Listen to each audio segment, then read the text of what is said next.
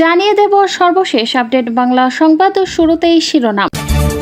ত্রয়োদশ জাতীয় সংসদ নির্বাচনে পরিচিত হেভিওয়েট নেতাদের পাশাপাশি বেশ কয়েকজন নতুন ও ব্যতিক্রমী প্রার্থী জনমনে ব্যাপক কৌতূহল সৃষ্টি করেছিলেন। নির্বাচনের প্রচার চলাকালীন সামাজিক যোগাযোগ মাধ্যম থেকে শুরু করে রাজপথের জনসভা সবখানেই তারা ছিলেন আলোচনার তুঙ্গে। তবে ভোটের চূড়ান্ত হিসাবে দেখা গেছে ভিন্ন চিত্র।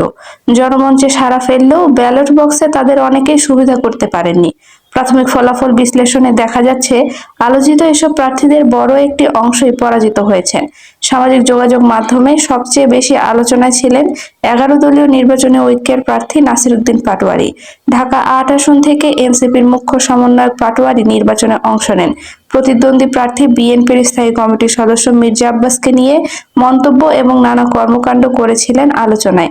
শেষ পর্যন্ত হেরে যান মির্জা আব্বাসের কাছে। ঢাকা 9 আসনে স্বতন্ত্র নির্বাচন করে হেরেছেন ডাক্তার তাসনিম জারা। তিনি জুলাই গণঅভ্যুত্থানের পর যোগ দেন এনসিপিতে। ঢাকা 9 আসন থেকে দলটির মনোনয়নও পান।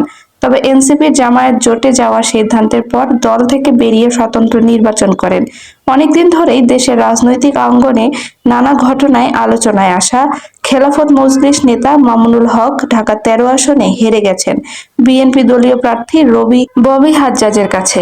বরিশাল 5 আসনের প্রার্থী মনীষা চক্রবর্তীও এই নির্বাচনে ছিলেন আলোচিত। বাংলাদেশ সমাজতান্ত্রিক দল বাসদ ও গণতান্ত্রিক যুক্তফ্রন্টের প্রার্থী হিসেবে প্রতিদ্বন্দ্বিতা করেন তিনি। তবে ব্যালটের সুবিধা করতে পারেননি তিনিও। খুলনা 5 আসনে হেরে গেছেন জামায়াতে আমির সেক্রেটারি জেনারেল মিয়া গোলাম পরোয়ারের চেয়ে 2,702 ভোট বেশি পেয়ে জয়লাভ করেছেন বিএনপি দলীয় প্রার্থী মোহাম্মদ আলী আসগার লবি।